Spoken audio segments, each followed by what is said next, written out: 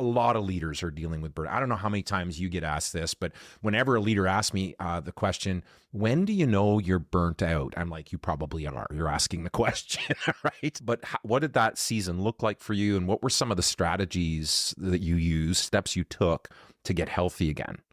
Another moment around there when I realized is I was like, let's do a survey online and see one of those, am I burnt out?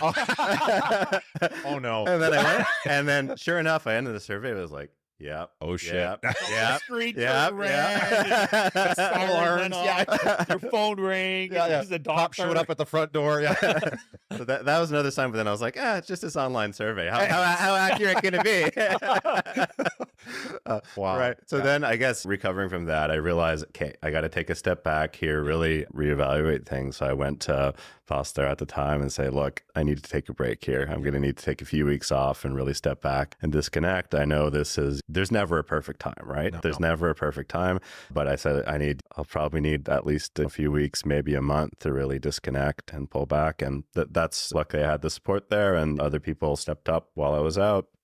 And really took that time to really disconnect and just not think about work there at all. Right. And I think that was like key, just to clear my mind, get back to the basics, right? To start exercising again, be like, take care of oneself. And then like, I think that helped, but mostly as a body, it was mostly disconnecting and just freeing the mind from worrying about that from the data. And then of course you said when you came back to work, it wasn't long after that you reached out for some support to, and I think I know that's the mistake I made in previous seasons where I experienced it, is I would take the time off and I would disconnect, but then I would re-enter the same context, do the same thing I was doing before. There was no change to, I said this early on in some of the earlier episodes, I would always do just enough work to get healthy enough to step back into the arena, but not enough work to change the game in the arena. And it wasn't until I did that things really shifted for me. But it sounds like you took some time to rest and recoup,